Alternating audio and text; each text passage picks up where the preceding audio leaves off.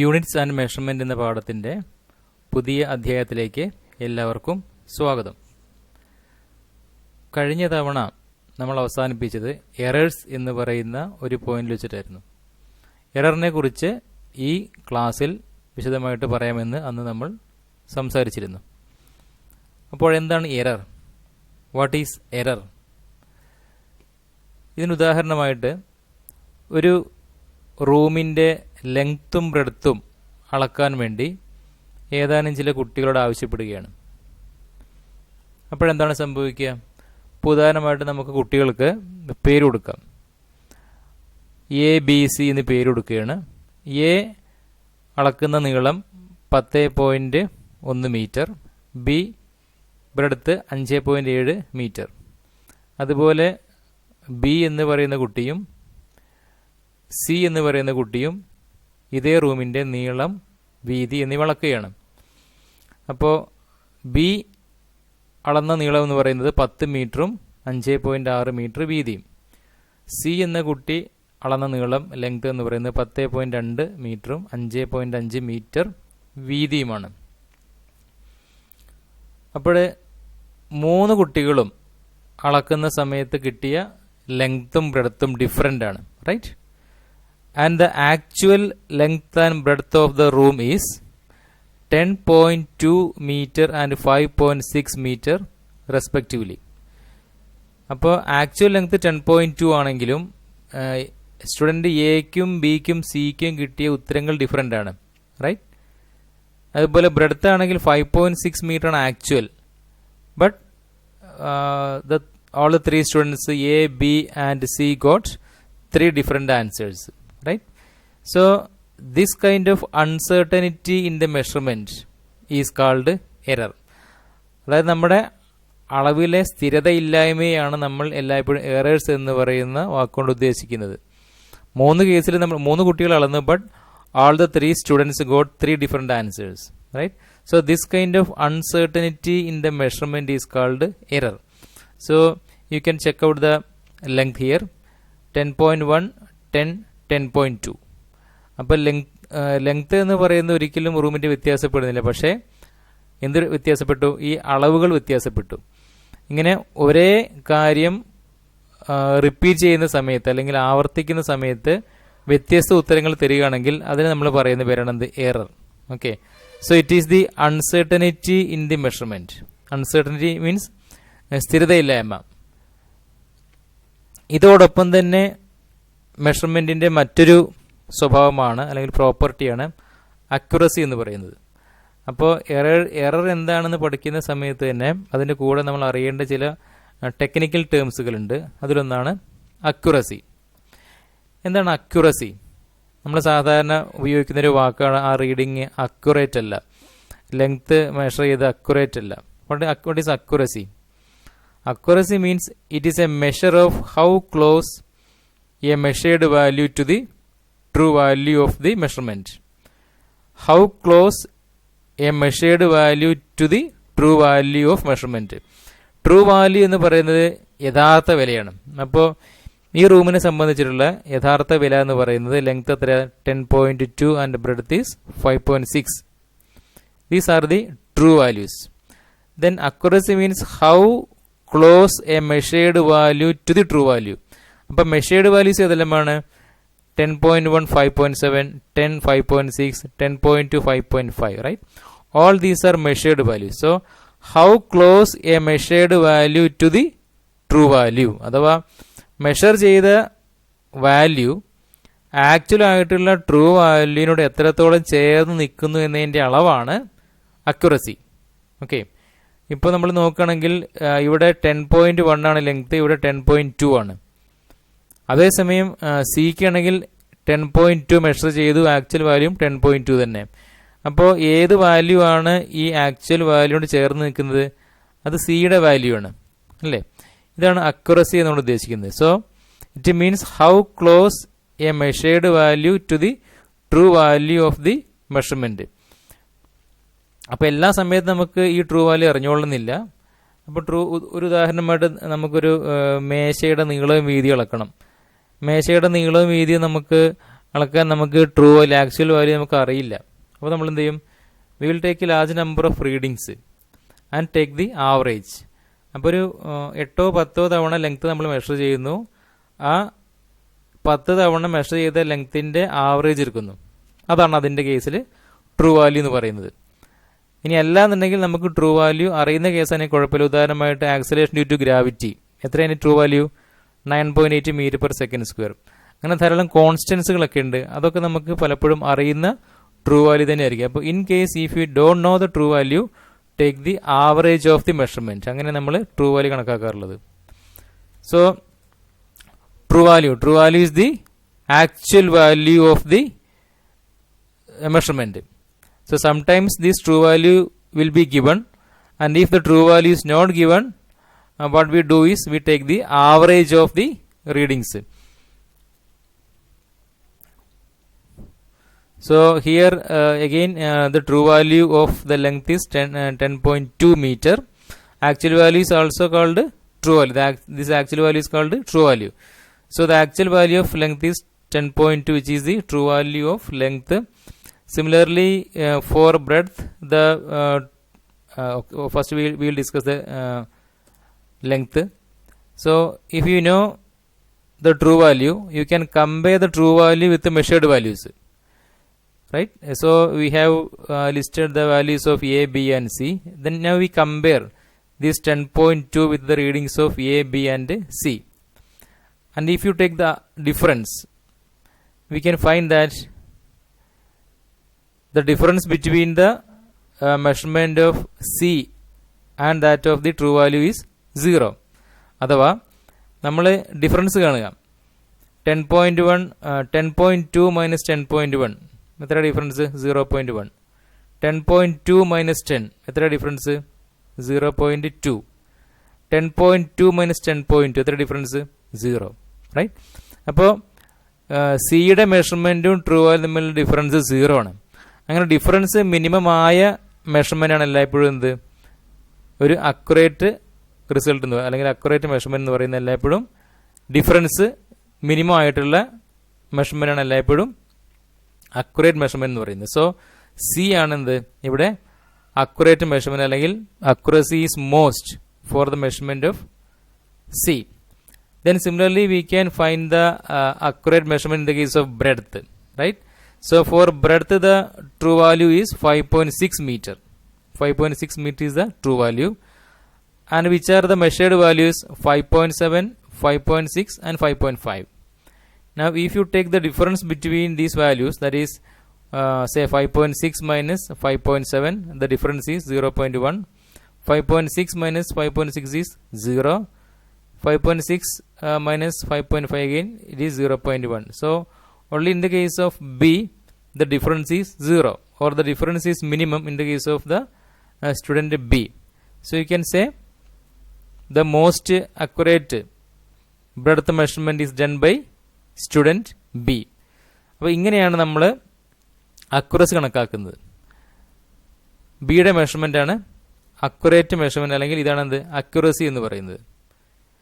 അതുപോലെ മറ്റൊരു വാക്കാണ് precision. So what is precision? Accuracy and precision are the two most important terms in the case of measurement. Precision means it is the limit up to which a measurement can be taken accurately. It is the limit up to which a measurement can be taken accurately. എത്രത്തോളം accurate ആയിട്ട് നമുക്കൊരു measurement നടത്താൻ പറ്റും എന്നതിൻ്റെ അളവാണ് എന്ത്? Precision. Limit എന്ന് വെച്ചാൽ നമുക്ക് ചില തടസ്സങ്ങളുണ്ടാവാം. ആ തടസ്സം എന്ന് പറയുന്നത് നമ്മൾ ഉപയോഗിക്കുന്ന ഉപകരണവുമായി ബന്ധപ്പെട്ടുള്ളതാണ്. അതിലേക്ക് വരാം. അപ്പോൾ ഉദാഹരണമായിട്ട് suppose there is A road of length 10 centimetre. ഒരു 10 സെൻറ്റിമീറ്റർ ലെങ്ത് ഉള്ള ഒരു റോഡ് നമ്മുടെ കയ്യിലുണ്ട് സങ്കല്പിക്കുക. നമ്മൾ നേരത്തെ പറഞ്ഞ പോലെ വീണ്ടും നമ്മൾ ഇതിൻ്റെ ലെങ്ത് നമ്മൾ മെഷർ ചെയ്യാണ്. അപ്പോൾ എ എന്ന കുട്ടി അളന്ന ലെങ്ത് 10.1 സെൻറ്റിമീറ്റർ ആണ്. ഇനി അതുപോലെ ബി എന്ന കുട്ടിയും ഇതേ റോഡ് അളക്കുകയാണ്. ആൾക്ക് കിട്ടിയത് 9.85 സെൻറ്റിമീറ്റർ ആണ്. സി എന്ന കുട്ടിക്ക് കിട്ടിയ ലെങ്ത് എന്ന് പറയുന്നത് it is say 10.5 centimeter, right? So we have 3 readings taken by 3 different people, and we know the actual length, that is 10 centimeter. ഇനി എന്താണ് precision? It is the limit up to which a measurement can be taken accurately. ഈ 3 റീഡിങ്സും compare ചെയ്യുകയാണെങ്കിൽ നമുക്കൊരു കാര്യം കാണാൻ കഴിയും. എന്താണത്? The limit up to which the measurement, അതാണ് സൂചിപ്പിക്കാൻ പോകുന്നത്. The limit up to which a measurement can be taken. അവിടെ ആ limit up to which a measurement can be taken എന്ന് പറയുന്നത് it is related to limit of resolution of a device. Limit of resolution of a device അല്ലെങ്കിൽ ഒരു ഉപകരണത്തിന്റെ റെസൊല്യൂഷനുമായി ബന്ധപ്പെട്ട് നിൽക്കുന്ന വാക്കാണ് limit up to which a measurement can be taken. എന്താണ് ലിമിറ്റ് ഓഫ് റെസൊല്യൂഷൻ? പറയാം. In the case of a we can find a reading up to 0.1 centimeter, right? Or there will be only a single decimal place, a single place after the decimal. In the case of B, you can take up to 0.01 position, or there are 2 places after the decimal. Then for C again there is a single place after the decimal. എയും ബിയും സിയും ഉപയോഗിച്ച ഉപകരണങ്ങൾ വ്യത്യാസമാണ്. എന്താണ് വ്യത്യാസം? എയുടെ ഉപകരണത്തിൽ ദശാംശം കഴിഞ്ഞിട്ട് ഒരു പോയിന്റ്, ഒരു സ്ഥാനം വരെ മാത്രമേ നമുക്ക് കിട്ടുകയുള്ളൂ. അതേസമയം ബി ഉപയോഗിച്ച ഉപകരണമാണെങ്കിൽ ദശാംശം കഴിഞ്ഞിട്ട് 2 സ്ഥാനം കിട്ടും. സി ഉപയോഗിച്ച ഉപകരണത്തിലും ദശാംശം കഴിഞ്ഞൊരു സ്ഥാനം മാത്രമേ കിട്ടുകയുള്ളൂ. നിങ്ങൾ സാധാരണ ഉപയോഗിക്കുന്ന 15 സെന്റിമീറ്റർ സ്കെയില്, അതിൽ നിങ്ങൾ നോക്കുകയാണെങ്കിൽ ദശാംശം കഴിഞ്ഞ് ഒരു സ്ഥാനം മാത്രമേ കിട്ടുള്ളൂ. ഇപ്പോൾ ഉദാഹരണമായിട്ട് നിങ്ങൾക്ക് സ്കെയിൽ ഉപയോഗിച്ചതിൽ അളക്കാൻ പറ്റും. ഇത് ഈ 10.1, 10.5 ഒക്കെ നിങ്ങൾക്ക് നിങ്ങളുടെ സാധാരണ 15 സെന്റിമീറ്റർ സ്കെയിൽ ഉപയോഗിച്ച് അളക്കാൻ പറ്റും. അത് ഉപയോഗിച്ച് എന്ത് കിട്ടില്ല? 9.85 എന്ന റീഡിങ് കിട്ടില്ല. 9.8 മാത്രമേ കിട്ടുള്ളൂ, റൈറ്റ്? 9.8 സെന്റിമീറ്റർ എന്ന റീഡ് നിങ്ങളുടെ സ്കെയിൽ ഉപയോഗിച്ച് കിട്ടും, പക്ഷേ 9.85 എന്ന് നിങ്ങൾക്ക് കിട്ടില്ല. പക്ഷേ ഇവിടെ ബി ഉപയോഗിച്ച ഉപകരണത്തിന് 9.85 കിട്ടുന്നില്ല. അഥവാ ദശാംശം കഴിഞ്ഞ് 2 സ്ഥാനം, there are 2 places after the decimal. അപ്പോൾ ഈ ഉപകരണത്തിന് എന്ത് കൂടുതലാണ്? റെസൊല്യൂഷൻ കൂടുതലാണ് നമ്മൾ പറയും. അപ്പോൾ ദശാംശം കഴിഞ്ഞ് എത്രത്തോളം സ്ഥാനം കിട്ടുന്നുണ്ടോ അത്രത്തോളം ആ ഉപകരണത്തിൻ്റെ റെസൊല്യൂഷൻ കൂടുതലാണ്. അങ്ങനെ റെസൊല്യൂഷൻ കൂടുതലുള്ള മെഷർമെൻറ്റ്സ് ആണ് എല്ലായ്പ്പോഴും എന്ത് പ്രിസൈസ് മെഷർമെന്റ് എന്ന് പറയുന്നത്, right? So it depends on the limit of resolution of the device. Okay, it depends on the limit of resolution of the device. So in this case B has the precision measurement. Okay, ഈ limit of resolution എന്ന് പറയുന്നത് ഒരു ഉപകരണത്തിന്റെ least കൗണ്ടിനെ ആശ്രയിക്കുന്നുണ്ട്. So what is least count? നിങ്ങൾ ഉപയോഗിക്കുന്ന ഈ പറയുന്ന 15 സെന്റിമീറ്റർ സ്കെയിലിൽ ലീസ്റ്റ് കൗണ്ട് എത്രയാ? നിങ്ങളുടെ കയ്യിലുള്ള 15 സെന്റിമീറ്റർ സ്കെയിൽ ഉപയോഗിച്ച് നിങ്ങൾക്ക് എടുക്കാൻ കഴിയുന്ന ഏറ്റവും ചെറിയ റീഡിംഗ് എത്രയാണ്? It is 1 millimeter, right? 1 millimeter. So that is a least count of your scale or ruler. So that is a meaning of least count. So least count of a device is the smallest reading that can be taken using that device. അപ്പോൾ നിങ്ങളുടെ കയ്യിലുള്ള same സ്കെയിലാണ് എയും സിയും ഉപയോഗിച്ചിട്ടുള്ളത്, right? 1 millimeter മാത്രമേ ആ കുട്ടിക്ക് എടുക്കാൻ കഴിയുള്ളൂ. That is A meaning of least count. പക്ഷെ അതിനേക്കാളും പ്രിസിഷൻ കൂടിയ ഉപകരണമാണ് ബി ഉപയോഗിച്ചത്. അതുകൊണ്ടാണ് ദശാംശം കഴിഞ്ഞ് 2 സ്ഥാനങ്ങൾ വരുന്നത്. അപ്പോൾ ദശാംശം കഴിഞ്ഞ് എത്രത്തോളം സ്ഥാനം വരുന്നുണ്ടോ അത്രത്തോളം ആ ഉപകരണത്തിന്റെ റെസൊല്യൂഷൻ അഥവാ പ്രിസിഷൻ കൂടുതലാണ്. So least count of a device is the smallest reading that can be taken using that device. അപ്പോൾ ഈ കാണിച്ച 3 റീഡിങ്ങുകളിൽ ഏറ്റവും പ്രിസൈസ് ആയിട്ടുള്ള റീഡിംഗ് എന്ന് പറയുന്നത് ബി നടത്തിയിട്ടുള്ള മെഷർമെന്റ് ആണ്. Okay, now we have A set of 3 readings. ഇതൊരു റാൻഡം ആയിട്ടുള്ളൊരു റീഡിംഗ് സങ്കല്പിക്കുക. ഇത് പ്രത്യേകിച്ചൊരു ഉപകരണത്തിൻ്റെയോ ഒന്നും മെഷർമെന്റ് അല്ല. 5.00 centimetre, 5.00 millimeter, 5.00 kilometer. So out of the 3 readings, which is most precise? So the more precise reading belongs to which one? നിങ്ങൾ നോക്കുകയാണെങ്കിൽ എല്ലാത്തിലും ദശാംശം കഴിഞ്ഞ് 2 സ്ഥാനം, right? There are 2 places after decimal in all the 3 readings. But the first one is centimeter, second one is millimeter, third one is kilometer.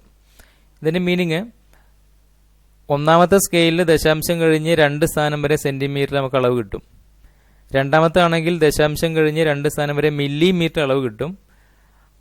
മൂന്നാമത്തേൽ ദശാംശം കഴിഞ്ഞ് 2 സ്ഥാനം വരെയുള്ള കിലോമീറ്റർ അളവും കിട്ടും.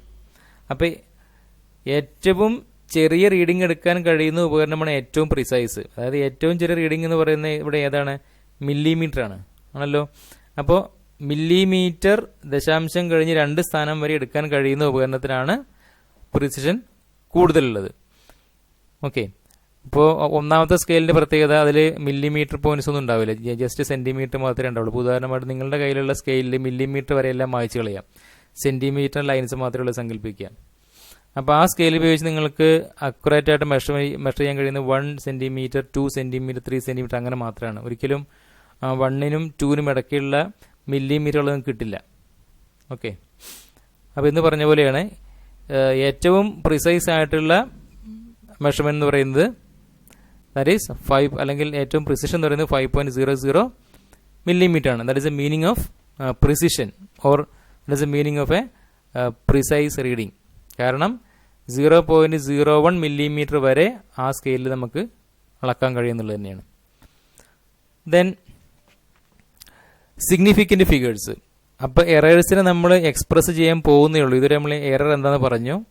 ഇനി ടൈപ്സ് ഓഫ് എറേഴ്സ് ഉണ്ട്, അതുപോലെ എങ്ങനെ how will you express these errors, ഇതെല്ലാം പറയാനുണ്ട്. But for that we need some previous knowledge. അതിലൊന്നാണ് significant figures. So what are significant figures? ഇപ്പോൾ നമ്മൾ നടത്തിയിട്ടുള്ള എല്ലാ മെഷർമെൻറ്റ്സിലും ലെങ്ത് ആവട്ടെ, ബ്രെഡ്ത്ത് ആവട്ടെ, ഹൈറ്റ് ആവട്ടെ, എന്ത് മെഷർമെൻ്റ് ആണെങ്കിലും we always express it in figures. നമ്പേഴ്സിൽ നമ്മൾ എല്ലാ മെഷർമെൻറ്റും എക്സ്പ്രസ് ചെയ്യാറില്ല, right? So every measurement is expressed in figures. Then what is significant figure? Significant figures consist of all the certain figures and first uncertain figure. Significant figures consist of all the certain figures and first uncertain figure. So what is this certain figures and uncertain figure? ഇവിടെ പറയുന്നത് ഒരു significant figure എന്ന് പറയുന്നതിൽ എല്ലാ certain ഫിഗേഴ്സും, certain figures means നമുക്ക് നിശ്ചയമായിട്ട് ഉറപ്പുള്ള നമ്പേഴ്സും figures ഉണ്ടായിരിക്കും. അതുപോലെ ഫസ്റ്റ് അൺസേർട്ടൺ ഫിഗർ, നമുക്ക് ഉറപ്പില്ലാത്ത ഒന്നാമത്തെ ഫിഗറും ഉണ്ടായിരിക്കും എന്നാണ് പറയുന്നത്. എന്താ മീനിങ് നമുക്ക് നോക്കാം. വീണ്ടും ഒരു ബോക്സ് ഇവിടെ ഉണ്ട്. ഈ ബോക്സിൻ്റെ ലെങ്ത്തും ബ്രെഡ്ത്തും നമുക്ക് മെഷർ ചെയ്യണം. 3 കുട്ടികളുണ്ട്, നേരത്തെ പറഞ്ഞ പോലെ എയും ബിയും സിയും. ഇനി ലെങ്ത്ത് മെഷർ ചെയ്യണം 3 പേരും എയും ബിയും സിയും. നിങ്ങൾക്ക് കാണാം 10.57, 10.54 and 10.56. These are the length. Then 4.28, 4.27 and 4.28. Again 28 is these are the measurements for the breadth. അപ്പോൾ ലെങ്ത്തും ബ്രെഡ്ത്തും നമ്മളിവിടെ മെഷർ ചെയ്തിട്ടുണ്ട്. ഇനി ഇവിടെ ഏതാണ് ഈ പറയുന്ന certain figure, ഏതാണ് uncertain figure? So every measurement is expressed in figures. കണ്ടല്ലോ, ഇതെല്ലാം ഫിഗേഴ്സ് ആണ്. 105 right, 10.54, 10.5. All these are figures, and this should consist of all these certain figures. നമുക്ക് ഉറപ്പുള്ള ഫിഗേഴ്സിൽ ഉൾപ്പെടും. അപ്പോൾ നമ്മൾ ലെങ്ത് നോക്കുകയാണെങ്കിൽ ഏതാണ് certain figures? എന്താണ് 10.5 എന്ന് പറയുന്നത് നിങ്ങൾക്ക് കാണാൻ പറ്റും, കോമൺ ആണ്, റൈറ്റ്? 10.5 എന്ന് പറയുന്നത് എക്കും ബിക്കും സിക്കും കോമൺ ആണ്. അതല്ലെങ്കിൽ 10.5 എന്ന് പറയുന്നതാണ് അതിൽ certain ഫിഗർ. 10.5 അതാണ് എന്തായാലും certain ഫിഗർ. അപ്പോൾ ആര് മെഷർ ചെയ്ത് കഴിഞ്ഞാലും, ഇനി ഡി മെഷർ ചെയ്ത് കഴിഞ്ഞാലും ഒരു കാര്യം ഉറപ്പിക്കുക, എന്താണ്? It should be 10.5 something. അപ്പോൾ ഈ 10.5 എന്ന് പറയുന്നതാണ് അതിലെ certain ഫിഗേഴ്സ്. അതുപോലെ ബ്രെഡത്തിലാണെങ്കിലോ 4.2 എന്ന് പറയുന്നത് ബ്രെഡത്തിൽ കോമൺ ആണ്. 4.28ഉം 27, 28 വീണ്ടും വന്നിട്ടുണ്ട്. ഇനി വേറെ ആളെ മെഷർ ചെയ്യുകയാണെങ്കിലും നമുക്ക് ഉറപ്പിക്കാം it will be 4.2 something, right? So these 4.2 or 10.5, these are the certain figures. Then the first uncertain figure. അപ്പോൾ ലെങ്ത്തിൽ നമ്മൾ നോക്കുകയാണെങ്കിൽ 10.5ന് ശേഷം വരുന്ന ഫിഗർ അത് അൺസേർട്ടൺ ആണ്, നമുക്ക് തീർച്ചയില്ലാത്തതാണ്. ഇവിടെ 7 ആണ്, ഇവിടെ 4 ആണ്, ഇവിടെ 6 ആണ്, right. So this is the place of what first uncertain figure. ഇവിടെയാണെങ്കിലും 8, 7 വീണ്ടും 8 കിട്ടിയെങ്കിലും but still this number or this figure is not certain. അപ്പോൾ ഇനി ഡി മെഷർ ചെയ്യുകയാണെങ്കിൽ ഇത് 2.8 അല്ലെങ്കിൽ ഇത് 0.28 അല്ലെങ്കിൽ 0.27 കിട്ടിക്കൊള്ളുന്നില്ല. It can be say 4.26 also, right. അപ്പോൾ ഇങ്ങനെ ഈ ലാസ്റ്റ് വന്നിരിക്കുന്ന ഈ ഫിഗേഴ്സ് ആണ് എന്ത്, uncertain figure, right. So that is a meaning of significant figures. It consist of all the certain figures. So all these the certain figures and first uncertain figure. Then there are some rules to determine significant figures. അപ്പോൾ significant ഫിഗേഴ്സിനെ നമുക്ക് നിശ്ചയിക്കാൻ വേണ്ടി ചില rules ഉണ്ട്. എന്തെല്ലാമാണ് ഈ rules? All non zero digits are significant. എല്ലാ നോൺ സീറോ ഡിജിറ്റ്സും, അതായത് 0 ഒഴികെയുള്ള എല്ലാ നമ്പേഴ്സും സിഗ്നിഫിക്കൻ്റ് ആണ്. A zero become significant figure if it appears between 2 non zero digits. Non zero നമ്പേഴ്സിൻ്റെ ഇടയ്ക്കുള്ള സീറോ മാത്രമേ സിഗ്നിഫിക്കൻ്റ് ഉള്ളൂ എന്ന്. അപ്പോൾ സീറോ എപ്പോഴാണ്, അപ്പോൾ സീറോ സിഗ്നിഫിക്കൻ്റ് ആകുന്ന സമയം എന്ന് പറയുന്നത് a zero become significant if it appears between 2 non zero digits. Non zero ആയുള്ള ഡിജിറ്റ്സിൻ്റെ ഇടയ്ക്കാണെങ്കിൽ സീറോ സിഗ്നിഫിക്കൻ്റ് ആവും. ഇനി എപ്പോഴാണത് ഇൻസിഗ്നിഫിക്കൻ്റ് ആവുന്നത്? Leading zeros or zeros placed to the left, these are never significant. അതുപോലെ 4th point, trailing zeros or zeros to the right of the number, these are significant. അപ്പോൾ ആദ്യം പറഞ്ഞു എല്ലാ നോൺ സീറോ ഫിഗേഴ്സും സിഗ്നിഫിക്കൻ്റ് ആണ്. ഇനി സീറോയെ കുറിച്ച് പറയുകയാണെങ്കിൽ രണ്ട് നമ്പേഴ്സിന്, സീറോ അല്ലാതെ രണ്ട് നമ്പേഴ്സിൻ്റെ ഇടയ്ക്കുള്ള സീറോ സിഗ്നിഫിക്കൻ്റ് ആയിരിക്കും. അപ്പോൾ രണ്ട് നമ്പേഴ്സിൻ്റെ ഇടയ്ക്കുള്ള സീറോയുടെ കാര്യം പറഞ്ഞു. ഇനി രണ്ട് നമ്പറിൻ്റെ ലെഫ്റ്റിലും റൈറ്റിലും. അപ്പോൾ രണ്ട് നമ്പേഴ്സിൻ്റെ അല്ലെങ്കിൽ ഒരു നമ്പറിൻ്റെ ലെഫ്റ്റിലുള്ള സീറോയാണെന്ത്, ലീഡിങ് സീറോ എന്ന് പറയുന്നത്. ലെഫ്റ്റ് സൈഡിലുള്ളത് ലീഡിങ്ങും റൈറ്റ് സൈഡിലുള്ളത് ട്രെയിലിങ്ങും. അപ്പോൾ ലെഫ്റ്റ് സൈഡിലെ സീറോ എന്ന് പറയുന്നത് നെവർ ഇൻസിഗ്നിഫിക്കൻറ്റ്, സീറോ ഇൻസിഗ്നിഫിക്കൻ്റ് ആണ്, സിഗ്നിഫിക്കൻ്റ് അല്ല. പക്ഷേ റൈറ്റ് സൈഡിലെ സീറോസ് എന്താണ്, സിഗ്നിഫിക്കൻ്റ് ആണ്. ഇനി അതുപോലെ എക്സ്പൊണൻഷ്യൽ ഫോമിൽ എഴുതുകയാണെങ്കിൽ only the numerical portion gives the number of significant figures. അപ്പോൾ ഈ റൂൾ പ്രകാരം എങ്ങനെയാണ് നമുക്ക് നമ്പേഴ്സ് കിട്ടിയാൽ അതിൻ്റെ സിഗ്നിഫിക്കൻ്റ് ഫിഗേഴ്സ് കാണാൻ പറ്റുന്നത്? അത് നമുക്കൊന്ന് ചെയ്തു നോക്കാം. So these are the numbers, right. 403, 40.3, 4.03, 0.403, 0.0403, 0.04030, 403.0, 40.30, I mean 40.30, then 1.02 × 10⁻3. Okay. ഇനി ഈ പറയുന്ന റൂൾസ് പ്രകാരം എങ്ങനെയാണ് നമ്മൾ സിഗ്നിഫിക്കൻറ്റ് ഫിഗേഴ്സിനെ നിശ്ചയിക്കുന്നത്? ഇപ്പോൾ ഫസ്റ്റ് പോയിന്റ് ഓർക്കണം, all non zero digits are significant. എന്ന് വെച്ചാൽ സീറോ, ഇപ്പോൾ ഫസ്റ്റ് കേസ് നോക്കുകയാണെങ്കിൽ സീറോ അല്ലാതെ 4ഉം 3ഉം എന്താണ്, നോൺ സീറോ ആണ്. അപ്പോൾ ഇത് രണ്ടും ഇമ്പോർട്ടൻ്റ് ആണ്, ഇത് രണ്ടും സിഗ്നിഫിക്കൻ്റ് ആണ്. പിന്നെയോ A zero become significant if it appears between 2 non zero digits. അപ്പോൾ നോൺ സീറോ ഡിജിറ്റ്സിൻ്റെ ഇടയ്ക്കുള്ള സീറോയും സിഗ്നിഫിക്കൻ്റ് ആണ്. അപ്പോൾ 4ഉം 3ഉം സിഗ്നിഫിക്കൻ്റ് ആണ്. ഇനി ഈ സീറോ രണ്ട് സിഗ്നിഫിക്കൻറ്റ് ഫിഗേഴ്സിൻ്റെ ഇടയ്ക്ക് ആയതുകൊണ്ട് ഇതും സിഗ്നിഫിക്കൻ്റ് ആണ്. ഓക്കെ, ഇതും സിഗ്നിഫിക്കൻ്റ്. ഇവിടെ 4ഉം 3ഉം സിഗ്നിഫിക്കൻ്റ് ആണ്, 0 ഇതിൻ്റെ ഇടയ്ക്ക് ആയതുകൊണ്ട് ഇതും സിഗ്നിഫിക്കൻ്റ് ആണ്. അടുത്ത കേസിലാണെങ്കിലും 4ഉം 3ഉം സിഗ്നിഫിക്കൻ്റ് ആണ്, 0 അതിനിടയ്ക്ക് വന്നതുകൊണ്ട് അതും സിഗ്നിഫിക്കൻ്റ് ആണ്. ഇനി ലീഡിങ് സീറോസും ട്രെയിലിംഗ് സീറോസും ഉണ്ട്. എന്നാൽ leading zeros, zeros to the left of the number. അപ്പോൾ ഈ നമ്പറിൻ്റെ ലെഫ്റ്റുള്ള സീറോ, ഇതെന്ത് സീറോ ആണ്, ഇതൊരു ലീഡിങ് സീറോ ആണ്. These are never significant. എന്ന് വെച്ച് കഴിഞ്ഞാൽ ഈ സീറോ സിഗ്നിഫിക്കൻ്റ് അല്ല എന്നാണ് പറയുന്നത്. അപ്പം അങ്ങനെ നോക്കുകയാണെങ്കിൽ എത്രയായിരിക്കാം സിഗ്നിഫിക്കൻറ്റ് ഫിഗേഴ്സ് ഓരോന്നിൻ്റെയും? ഇപ്പോൾ ഫസ്റ്റ് കേസിൽ 403, അപ്പോൾ നമ്മൾ കണ്ടു കഴിഞ്ഞു 3 ഫിഗേഴ്സും സിഗ്നിഫിക്കൻ്റ് ആണ്. ഇനി 40.3 ആണെങ്കിലോ അവിടെയും 3 നമ്പേഴ്സും സിഗ്നിഫിക്കൻ്റ് ആണ്. 4ഉം 3ഉം ഓൾറെഡി സിഗ്നിഫിക്കൻ്റ് ആണ്, 0 അതിന് ഇടയ്ക്കായതുകൊണ്ട് അത് സിഗ്നിഫിക്കൻ്റ് ആണ്. അടുത്ത കേസിലും അതുപോലെ തന്നെ 4ഉം 3ഉം ഇടയ്ക്കുള്ള 0യും സിഗ്നിഫിക്കൻ്റ് ആണ്. ഇനി നെക്സ്റ്റ് കേസിലാണ് ഒരു 0 ഉണ്ട്, അത് ലെഫ്റ്റ് സൈഡിൽ 4ന്റെ ലെഫ്റ്റ് സൈഡിലാണ്, അഥവാ അത് ലീഡിങ് 0 ആണ്. ഓക്കെ, ലീഡിങ് 0 എന്താണ്? ഇൻസിഗ്നിഫിക്കൻ്റ് ആണ്. They are never significant, right? അപ്പോൾ ലീഡിങ് സീറോസും ട്രെയിലിംഗ് സീറോസും എങ്ങനെയാണ് കൈകാര്യം ചെയ്യാൻ നോക്കാം. അപ്പോൾ 0.403 എന്ത് മാത്രമേ ഉള്ളൂ? ലീഡിങ് 0യേ ഉള്ളൂ. 0.0403 എന്ന് പറയുമ്പോഴും ലീഡിങ് 0 ഉള്ളൂ. കാര്യം ഇതാണ് ഈ ലെഫ്റ്റ് സൈഡിലുള്ള അതാണ് എന്ത്? Leading zeros. ഇനി അടുത്ത കേസിലാണെങ്കിൽ എന്തുണ്ട്? ട്രെയിലിംഗ് 0 ഉണ്ട്. ടു ദ റൈറ്റ് സൈഡിൽ 0 എന്താണ്? ഇത് ട്രെയിലിംഗ് 0 ആണ്. ഇത് സിഗ്നിഫിക്കൻ്റ് ആണെന്ന് പറയുന്നത്. അപ്പോൾ നേരത്തെ പറഞ്ഞ പോലെ 4ഉം 3യും അതിൻ്റെ ഇടയ്ക്കുള്ള 0യും സിഗ്നിഫിക്കൻ്റ് ആണ്. അപ്പോൾ ഇവിടെ 3 വന്നു. പിന്നെ ഇതും റൈറ്റ് ആയതുകൊണ്ട് ഇത് സിഗ്നിഫിക്കൻ്റ്. അപ്പോൾ 3+1 4 ആയിരിക്കണം. മുകളിലാണെങ്കിലോ, അതായത് 0.403ക്ക് എന്താ പ്രശ്നം? അത് ലെഫ്റ്റ് സൈഡിലാണ്, അത് സിഗ്നിഫിക്കൻ്റ് അല്ല. അതുകൊണ്ട് അവിടെ 3 എണ്ണം മാത്രമേ സിഗ്നിഫിക്കൻ്റ് ഫിഗേഴ്സ് ഉള്ളൂ.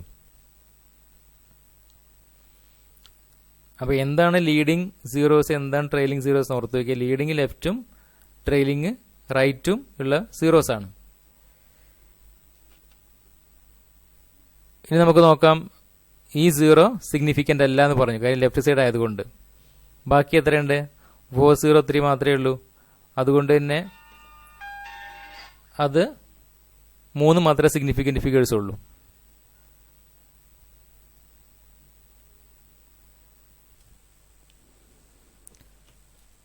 പിന്നെയുള്ളത് റൈറ്റ് സൈഡിൽ എന്തുണ്ട്? ട്രെയിലിംഗ് സീറോസ് ഉണ്ട്. അപ്പോൾ ഇത് ഈ ലെഫ്റ്റിലുള്ളത് സിഗ്നിഫിക്കൻ്റ് അല്ല, പക്ഷേ റൈറ്റ് ഇത് സിഗ്നിഫിക്കൻ്റ് ആണ്. അപ്പോഴെന്ത് വരും? നേരത്തെ പറഞ്ഞ 4ഉം 0യും 3യും 3 സിഗ്നിഫിക്കൻ്റ് ഫിഗേഴ്സ് ഉണ്ട്, പ്ലസ് റൈറ്റ് സൈഡിലെ 1 അതും സിഗ്നിഫിക്കൻ്റ് ആണ്. സോ 3+1 = 4. അതുപോലെ 403.0 അവിടെ ആ 0 എന്ന് പറയുന്നത് റൈറ്റ് സൈഡിലാണ്, ട്രെയിലിംഗ് 0 ആണ്, സിഗ്നിഫിക്കൻ്റ് ആണ്. അപ്പോൾ വീണ്ടും 4. ഇനി അടുത്ത കേസിലായാലും 40.30 ആണ്. അപ്പോൾ റൈറ്റ് സൈഡിലെ ട്രെയിലിംഗ് 0 ആണ്, അത് ഇമ്പോർട്ടൻ്റ് ആണ്, സിഗ്നിഫിക്കൻ്റ് ആണ്. So again 4. ഇനി അടുത്ത കേസാണ് നമ്മൾ 5ാമത് പറഞ്ഞത്. ഇനി exponential notation. The numerical portion gives the number of significant figures. അപ്പോൾ 1.02 എന്നത് മാത്രമാണ് അവിടെ സിഗ്നിഫിക്കൻ്റ് ഫിഗേഴ്സ് നമ്മൾ ഡിസ്കസ് ചെയ്യേണ്ടതുള്ളൂ. അവിടെ 1ഉം 2 എന്താണ്? സിഗ്നിഫിക്കൻ്റ് ഫിഗർ ആണ്. 0 ഇടയ്ക്ക് വന്നതുകൊണ്ട് ആ 0യും സിഗ്നിഫിക്കൻ്റ് ആണ്. അങ്ങനെ ആകെ 3 സിഗ്നിഫിക്കൻ്റ് ഫിഗേഴ്സ് എന്ന് കാണാൻ കഴിയും. ഇതാണ് നമ്മൾ സിഗ്നിഫിക്കൻ്റ് ഫിഗേഴ്സിനെ നിശ്ചയിക്കാൻ വേണ്ടി ഉപയോഗിക്കാറുള്ള നിയമം. ഇത് കൂടുതൽ പ്രോബ്ലങ്ങൾ ചെയ്യുന്ന സമയത്ത് നമുക്ക് ഒന്നും കൂടെ തറായിട്ട് മനസ്സിലാവും.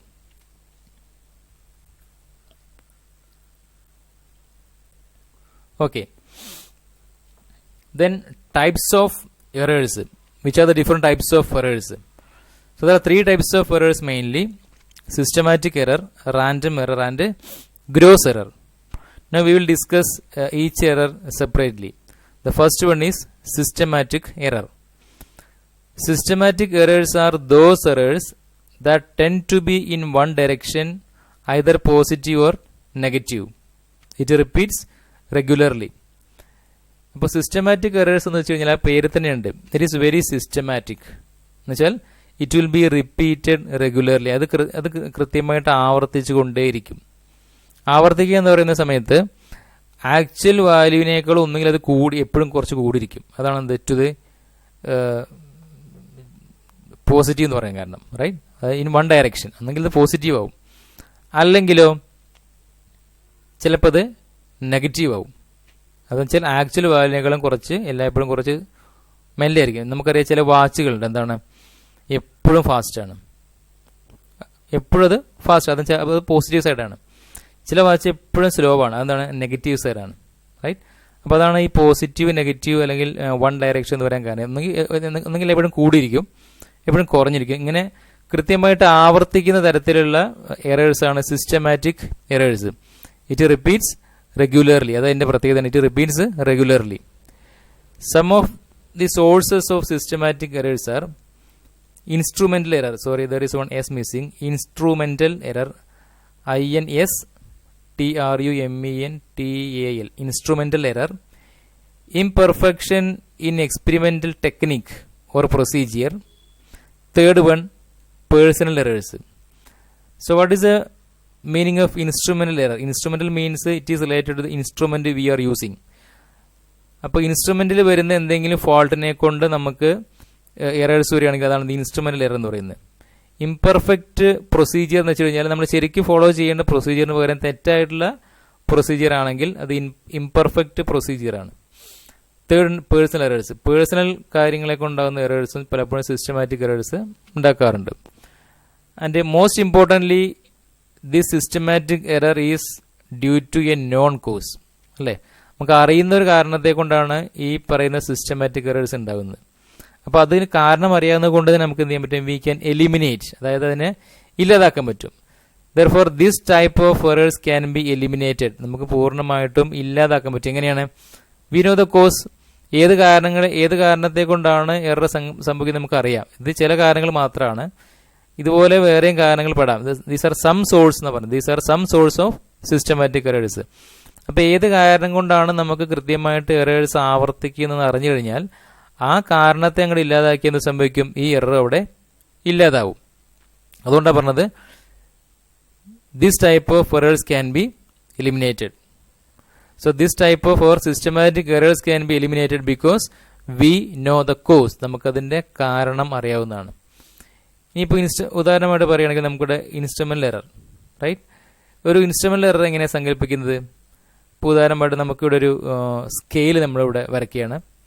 സാധാരണ എല്ലാ സ്കെയിലിൻ്റെയും 0 എന്ന് പറയുന്നത് അതിൻ്റെ ഏറ്റവും ലെഫ്റ്റ് എൻഡിലായിരിക്കും, അല്ലേ? ലെഫ്റ്റ് എൻഡിൽ 0 അല്ലെങ്കിൽ അതിനോട് ചേർന്ന് ആ അരികിനോട് ചേർന്നാണ് സാധാരണ 0 ഉണ്ടാവാറുള്ളത്. പിന്നെ 1, 2, 3, 4 എന്ന് മാർക്ക് ചെയ്ത് പോകാറുണ്ട്. പക്ഷെ അതിന് പകരം ആ 0 മാർക്ക് ചെയ്ത് ആ സ്കെയിലിൻ്റെ അറ്റത്ത് നിന്നും 1 മില്ലിമീറ്റർ മാറിയാണെങ്കിലോ, 1 മില്ലിമീറ്റർ അധികം ദൂരമൊന്നും നമുക്കറിയാം.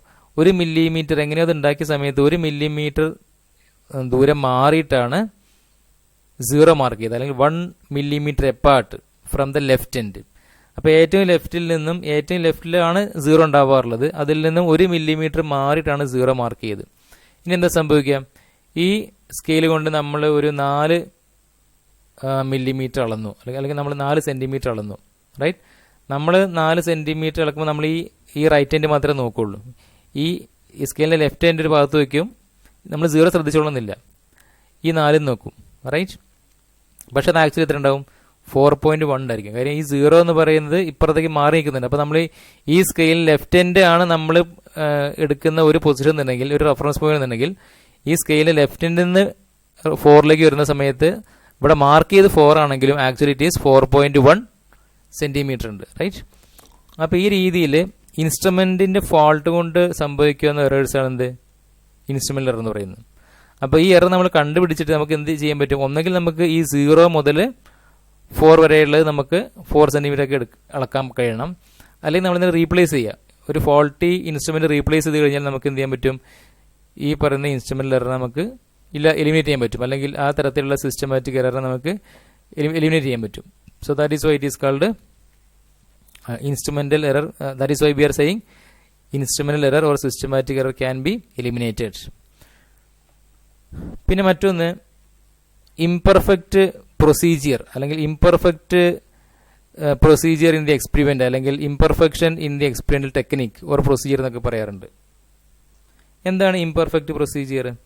നമുക്ക് ഡെൻസിറ്റി എങ്ങനെ കാണേണ്ടത്? Density is equal to mass by volume നമുക്കറിയാം, right? So we want to find the density of a piece of laterite. ഒരു ചെറിയ കഷ്ണം ഒരു കല്ലിൻ്റെ ഡെൻസിറ്റി നമ്മൾ കാണുകയാണ്.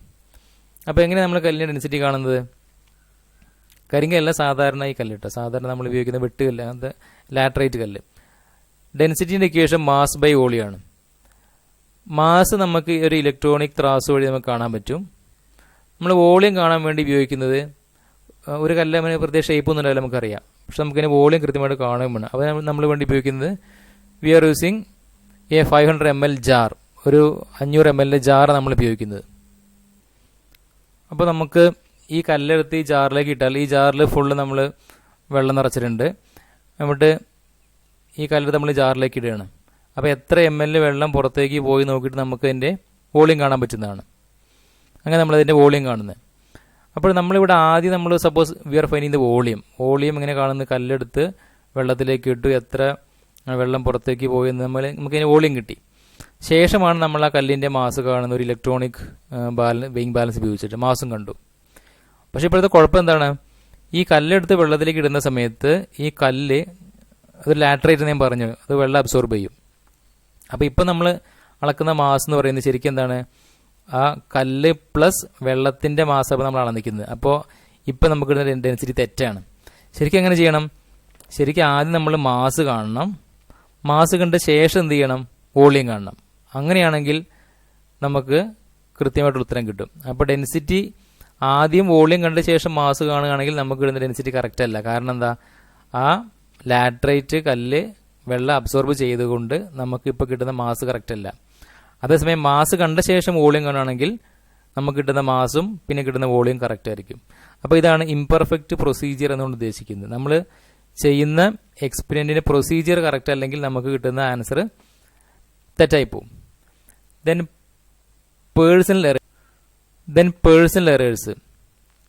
പേഴ്സണൽ എറേഴ്സ് എന്ന് പറയുമ്പോൾ ഉദാഹരണമായിട്ട് ചില ആൾക്കാർ നല്ല പവർ കൂടിയ സ്പെക്സ് ഒക്കെ ഉപയോഗിക്കാറുണ്ട്, കണ്ണട ഉപയോഗിക്കാറുണ്ട്. അല്ലെങ്കിൽ അവർക്ക് ഷോർട്ട് സൈറ്റ് ഉണ്ടാവുക. അങ്ങനത്തെ ആൾക്കാരൊക്കെ പലപ്പോഴും ചെറിയ മീറ്റേഴ്സിൻ്റെയൊക്കെ വാല്യൂസ് നോക്കുന്ന സമയത്ത് അല്ലെങ്കിൽ മൈക്രോസ്കോപ്പ് കൂടെയൊക്കെ നോക്കിയിട്ട് ഓരോ വാല്യൂസ് റീഡ് ചെയ്യുന്ന സമയത്ത് ചെറിയ രീതിയിലുള്ള തെറ്റ് സംഭവിക്കാനുള്ള സാധ്യതയുണ്ട്. അതാണ് ഈ പറയുന്ന personal errors. Okay, next one is random error. This is also called chance error. It gives different results for same measurement taken repeatedly.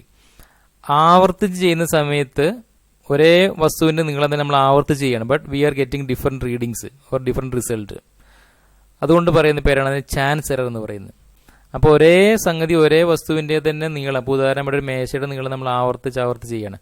ഓരോ തവണയും കിട്ടുന്ന ഓരോ ഉത്തരമാണ്. ഇത്തരത്തിലുള്ള എറേഴ്സാണ് റാൻഡം എറേഴ്സ്.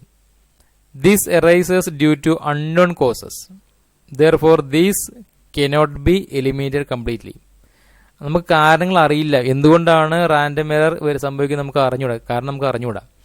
അങ്ങനെ കാരണം അറിയാത്തത് കൊണ്ട് തന്നെ നമുക്ക് എന്ത് ചെയ്യാൻ പറ്റില്ല, അതിനെ പരിപൂർണമായിട്ടും എലിമിനേറ്റ് ചെയ്യാൻ പറ്റില്ല, പരിപൂർണമായിട്ടും ഇല്ലാതാക്കാൻ പറ്റില്ല. But it can be minimised by taking average value of the measurements. പക്ഷെ ഒരു സെറ്റ് റീഡിങ്സ് എടുത്തു കഴിഞ്ഞാൽ അതിൽ ഒരുപാട് വേരിയേഷൻ ആയിരിക്കും. അതിൻ്റെ ആവറേജ് എടുക്കുകയാണെങ്കിൽ ഈ പറയുന്ന റാൻഡം എറർ നമുക്ക് മിനിമൈസ് ചെയ്യാൻ പറ്റും. ഓക്കെ, അപ്പോൾ there is no chance for elimination, but we can simply minimise by taking the average of the measurements. അതാണെന്ത് random error. And the last one is gross error. It is due to the carelessness on the part of the experimenter. എക്സ്പെരിമെൻറ്ററുടെ ശ്രദ്ധയില്ലായ്മ കൊണ്ട് സംഭവിക്കുന്ന errors ആണെന്ത് gross error. No correction can be apply to them. അപ്പോൾ gross എററിൻ്റെ കാരണം എന്ന് പറയുന്നത് എക്സ്പെരിമെൻറ്ററുടെ ശ്രദ്ധയില്ലായ്മയാണ്. അപ്പോൾ അതിന് കറക്ഷനൊന്നുമില്ല. ഓക്കെ, നമുക്കത് കറക്റ്റ് ചെയ്യാൻ പറ്റില്ല. കാര്യം എന്താണ് പലപ്പോഴും നമുക്ക് അറിഞ്ഞുകൂടാ. It arises because of neglecting the source of error. ഒന്നതാവാം, അല്ലെങ്കിൽ എന്ത് കാരണം കൊണ്ടാണ് എറർ സംഭവിക്കുന്നതെന്ന് അയാൾക്ക് അറിയാം, but he's neglecting the source, reason. മറ്റൊന്ന് റീഡിങ് ദി ഇൻസ്ട്രുമെന്റ് ഇൻകറക്റ്റ്ലി. ഇപ്പോൾ ഉദാഹരണമായിട്ട് നമ്മുടെ കയ്യിലുള്ള സ്കെയില് സെൻറ്റിമീറ്റർ സ്കെയിലാണ്, പക്ഷെ നമ്മൾ എഴുതിയ സമയത്ത് റീഡിങ് എഴുതി മീറ്ററായിപ്പോയി.